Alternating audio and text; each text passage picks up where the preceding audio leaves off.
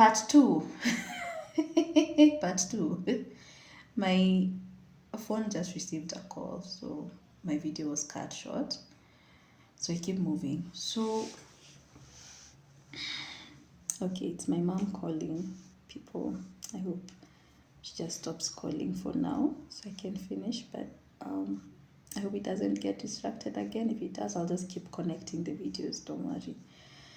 So anyway, I now, so the doctor comes and says that they want me to try. It's actually, I think, a nurse. They want me to try pushing again. My sister, who has been through the it, because my sister saw things that night. So for her, I looked back and I saw her crying. My sister is my best friend. She's the most lovely person I know. She's my everything. She's my closest friend. So she shares in my pain, I share in hers.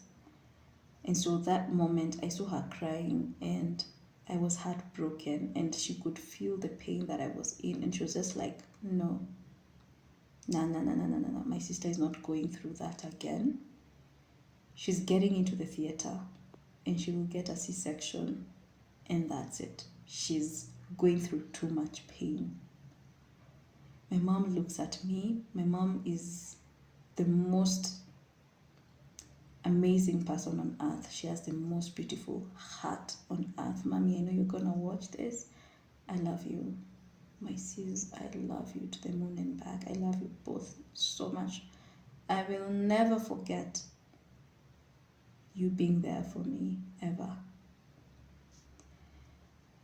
So they're both there. They're worried for me. My mom wanted me to try again because she knows how CS gets, and she really didn't want me to go through that, and especially being that it was my first child. And you know how it is, the first scar, that's it. You get a scar, that's it. Never ever do a vaginal birth after that. It's just going to be theater for all your pregnancies. So my mom obviously didn't want that for me, and I could see that she wanted me to try again. But then at the same time, she's being very compassionate because now she's seeing the pain that I've been through. She can tell that I'm exhausted.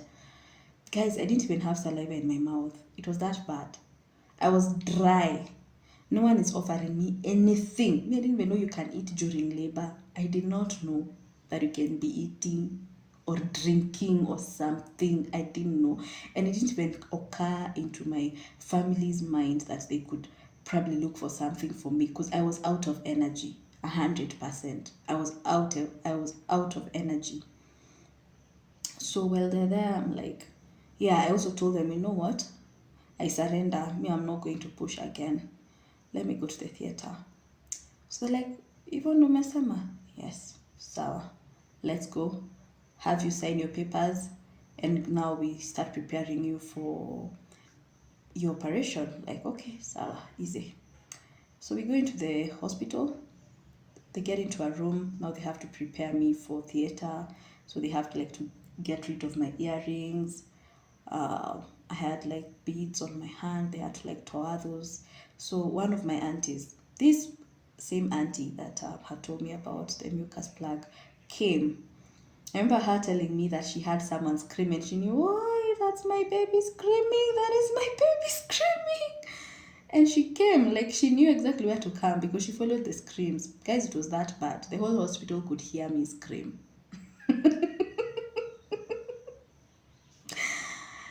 Anyway, so I know, I like to just laugh off these things because you know what? We like cry. We like cry. I will not cry. I'm gonna laugh them off because you know what? I'm here, I'm alive, I'm healthy. My baby is grown, he's healthy. So it doesn't matter now. I can talk about it, I can laugh about it because you know what? God has been good. Anyway, so my auntie comes now. She's the one helping me get the earrings off. They had to shave off my pubic hair. They had some hair, something I don't even know. So they had to shave, and they're shaving with that razor. My auntie is the one who did that because I could not stay still. People, the contractions were crazy, and I kept feeling the urge to push. Every second, I'm feeling the urge to push. So eventually, they were like, stop pushing. You've already signed the consent to get into the theater. Now stop pushing. And I'm like, hey, okay, sawa. Bruh, I can't even control it. I wish I could. But it was so much because you feel like pooping. Pushing feels like you need to go for a number two. Kabisa, and it's bad. Like, I need to push and get that number two out. That's how it feels. It's something you just can't resist. Anyway, so eventually they're able to like prepare me for theater. They made me sign. They didn't care whether my contractions are crazy or whatever. You have to put in the signature. And then I went to the theater room, and that bed is so small, guys. And I was supposed to like lie there, and I'm in labor. I almost fell because labor is uncontrollable. The contractions are just wild. And I'm supposed to somehow fit on a table that is like my size. Like, guys, I could not even fit properly. And the labor was crazy. So anyway, so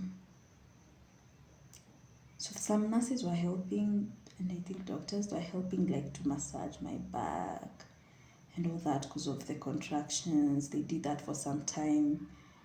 And then now they prepared themselves now to get into theater with me. So they washed their hands and whatever they do, or gloves, blah, blah. And then they were like, no, we can't touch you.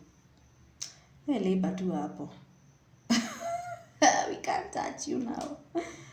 So, and that's just how it was. It was just me. I kept pushing because I kept feeling the urge to push. I kept pushing. They're telling me stop pushing. I'm like, I can't control it. I just feel like doing a number two. I can't control it. And I kept pushing. I kept pushing. All this time I'm waiting for the doctor who's supposed to like inject me, because I was going to like go half numb. So I really waited. Then eventually he came, and injecting me was not easy because, guys, I cannot sit still. So he had to like hold me kabisa and like bend me proper. So this time I'm seated on the table, operation table, and now he's like bending me so that he can like inject me with a mosquito that just decided to disrespect me. It is well. So that happens. They're finally able to inject me. Now we wait for the surgeon to come. So we waited. The surgeon came. They started doing the work, and they were taking so long. There were so many people. And then they're there discussing, ati ametoka wapi huyu? Where is she from? What hospital? Those people, they always induce people so fast. And now when people are not able to give birth, they just bring them here. Why don't they deal with their own problems? So now they're trashing the other hospital. They trash them. And then now, later, so they're operating on me. They've put some music. Wako chill too. Wako tu dunia yao. Let me tell you guys, I was shaking like a twig. I was shaking. I was feeling cold. I don't know what was going on with me. And then because I think I was so tense and I was not prepared to get into theater, psychologically, mentally, physically, everythingly, I was not ready. So it really took a toll on me. And I could feel my BP just misbehaving, or whatever. I don't know. I just feel things peeping. I don't even know what was going on. Beeping, I mean. Hey, yeah, me saying beeping. Then eventually, they got the baby out. They showed me the baby. I'm like, yani amekusumba usiku mzima. Because my baby, by the way, he looked skinny. He was 3.2 kgs. And he looked very skinny because he's tall. He was born tall. So they got the baby out. I looked at him because they usually have to make you look at the baby and confirm the sex of the baby.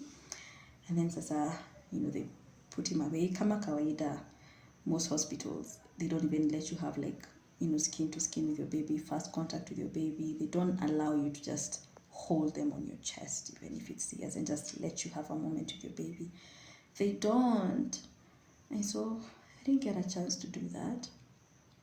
Just took away my baby. They did whatever, prepared him. Now they started stitching me back. And at some point, now I could feel what they were doing. It's like the anesthesia, like,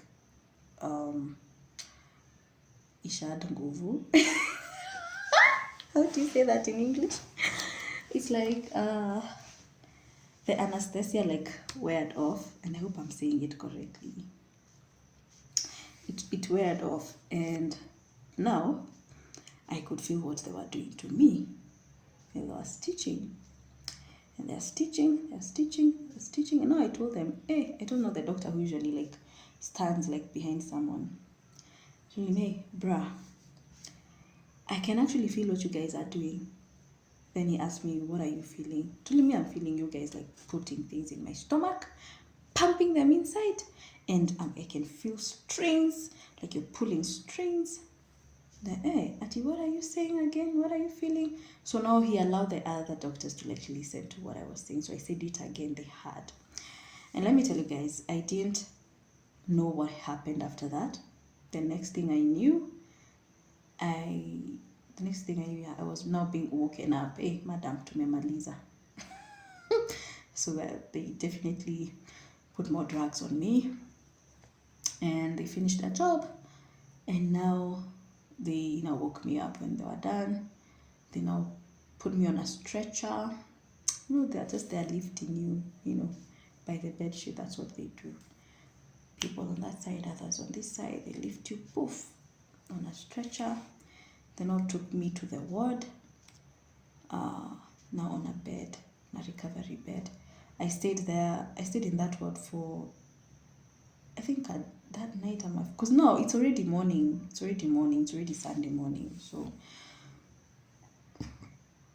that's how things are. It's already Sunday morning. How am I talking Monday morning? When did I give birth to my son? Guys, I'll have to confirm. Because I feel like it was probably Monday. I probably went to the hospital on Sunday evening. Late, but now got the baby the next day. Yeah, I think it was on a Sunday. I think we'd left church. It's very possible. Yes. Now I remember the doctor told me he was going to be at the hospital on Sunday night, because as we were planning on going on Saturday night. So I gave birth to my son on a Monday. I know, weird. And I think it was around 9, possibly 9, 7, can't remember. It's only my sister who might know, because they're the ones that received the baby. My sister, my mom, and my auntie now. So for me now, I went, I was shown my baby. He was the cutest baby on earth. He looked like an alien. He was so white, big white eyes. He didn't look like mine, but anyway, he was obviously mine. So everyone was just so happy. They're congratulating me. So remember, like, my family is all worried.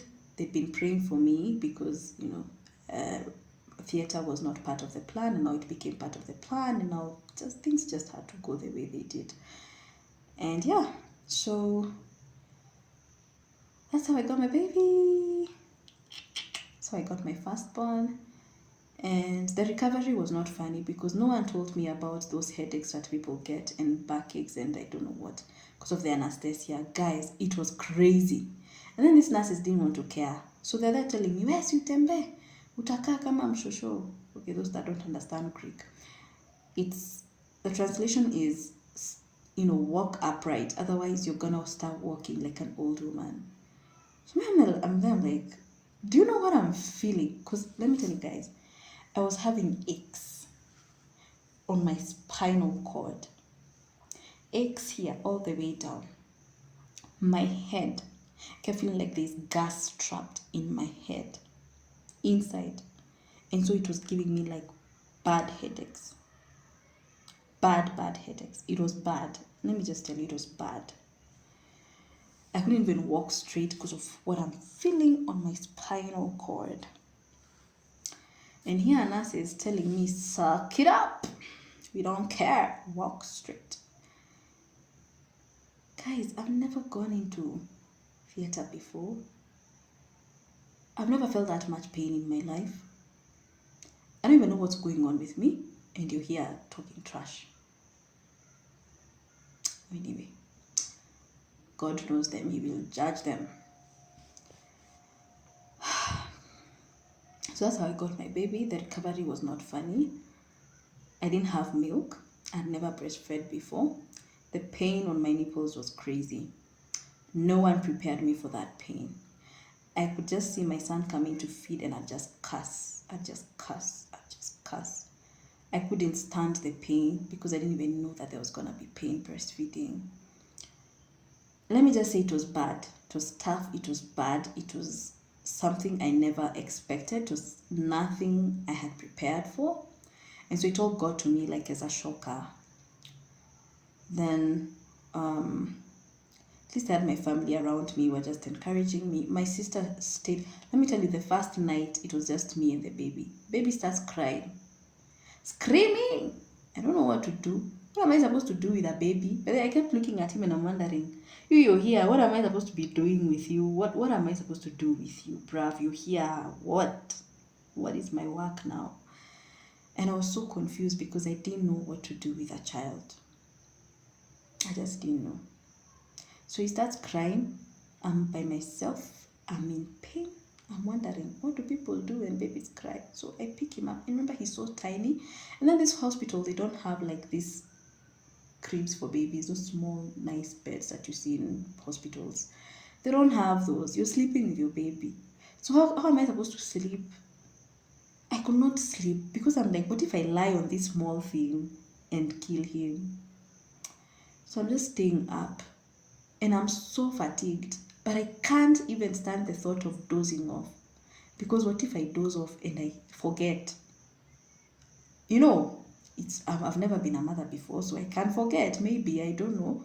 So because of all these uncertainties, I'm staying up because I don't know what to do. So he cries and wakes up all the other babies in the ward. Then one of the lady who was in labor comes and tells me, let me go and call a nurse. Guys, all this while, I've not been given anything to drink or eat. I'm empty. My mouth is dry. Remember, I've been laboring the previous night. So this is 24 hours. And I have had nothing in my mouth. Zero. Not even water. Nothing. So that happens and I decide, you know what? Yeah, please get help for me. So the nurse comes and he's just like, oh, why are you covering up the baby so much? It's because it's so hot that he's getting uncomfortable. So he just uncovers the baby and puts him back on the bed and the baby sleeps. I'm like, hey, okay. How could I have known it's heat? I don't know these things. So then I asked him. I was able to like get off bed. Remember, sitting up is a problem. You can't even get off bed because these hospital beds are usually so long. Remember, I'm in a public hospital, so the bed is not even adjustable. And I was able to walk and go to where the reception area was. So I think this was before the baby had cried or something. Because no, I think it was just one person in the hospital. I don't even know. There are just no staff in the hospital. No one coming to do rounds. It's just us, women that have given birth and women in labor in our own ward, with no one coming to check on us. So that time when there was someone, I went and asked him if I could at least drink something. So he's like, what time did you get off theater? I told him, he's like, oh, your hours are like out. I just asked for some water. And you see these small tumblers, plastic tumblers. So he gave me those. And he told me to drink half cold water. I complied. I drank that half, went back to my bed. I'm hungry. I can't feed the baby. I can't sleep. So the next day comes, my mom comes. She visits me because remember now it was, I think, on a... So I think she had to go to work that day that I gave birth. So I think it was on a Monday. So during the day while wameenda, because now it's morning, they've left to go about their businesses. Now it's just me. So my mom comes later. Like, she went home to like at least take a bath. No, that day that I gave birth, they stayed around. Because I think it was on a Monday. I believe it was. I think they were opening school on Monday because my mom is a teacher. So that happened, and then she used to like come in the morning. My sister now slept with me that day one after I've given birth, and now the first night it's just been me and the baby. Now the next day when they came to see me in the morning is when now we were told, you can actually have someone sleep with you to at least take care of you, because they know they are short staffed. So they're like, yeah, they actually encourage people to have their people coming over at night to like watch over them. Also, when we heard that my sister offered to be doing night shift, I think that time she didn't have a job. So she'd come, my mom would come in the morning, drop uji, drop whatever she has brought for me, and then go home with my sister. And then later now when it's evening, my mom now would come, bring me something to eat or whatever and drink, and then now my sister would be left. So my sister would sleep during the day, then at night she'd come and just stay on to check on me and the baby. So she did that for 2 nights. Because now the first night I'd already like stayed by myself. And I remember she'd tell me, Sula, like, and I just couldn't sleep. Because I'm like, what if I sleep on the baby? And then my baby used to cry so much. And then this hospital refused for us to give formula. So my baby's hungry. Let me tell you, it's good to have sisters in this world. It's the best gift you can ever give a girl. So my sister, firstborn sister, came the first time now after I'd given birth. I think that very day is when they were able to come, her and her husband. And my sister happened to be breastfeeding around that time. And she fed my son. And my son got full and slept. The next day, my brother's wife, who was still breastfeeding then, came and breastfed my son. So at least I knew on those 2 instances my son was fed. Those other days, nothing was going on because my nipples are sore, like I'm in pain. I can hardly do nothing. I can hardly even hold the baby, leave alone feeding the baby. And then now, eventually, I was discharged, and I was so happy to be going home. But now before the discharge, I think the very day of the discharge, I noticed that morning that my son's skin color was changing. So turns out he was getting jaundice. So jaundice, most people associate it with one, lack of nutrition, like the baby is not feeding, a newborn has not fed, or they're not feeding well. Number 2, they associate it with the baby has not sun-basked, not seen the sun, so lack of vitamin D. And so because of that, my son here is now having mild jaundice. So they had to like take his blood out to go and do some blood test. And you can imagine how small this newborn baby is. And now you're inserting needles. I cried. So I'm holding the baby because I've been told, even your mama mtoto, hold the baby. I'm holding the baby, baby is crying, mother is crying. And I remember my mom asking me, Sasa, are you the one to cry or is it the baby to cry? I even cried more. Oh, my tears just flowed. That's when I knew, motherhood is something else. Motherhood is just, the connection is something you just can't explain. So at least now the jaundice was mild, so they just told me, ensure that the baby is getting the sun, and ensure that you're feeding him, blah blah blah. So we went home, and the baby was on medication already to get rid of the jaundice. And I just couldn't wait to be home and at least sleep on a bed that is sizable and a bed that I wasn't straining so much to get on. Yeah, for me, that was just the main thing, just the bed. Because I had to like step on a chair for me to like be on the bed. It was that bad. Yeah, so I think I'm just gonna cut that short right there. That is my birth story for my firstborn. Currently 2023, he's 8 years old, healthy boy, amazing child, first fruit of my womb, the best child that God ever gave me. He's just my happy baby. He's amazing. He is amazing. And I thank God. Birth and pregnancy stories are very different. My experiences are not yours. Our bodies are very different. Bodies react differently to different things. So it's for you to actually know your body.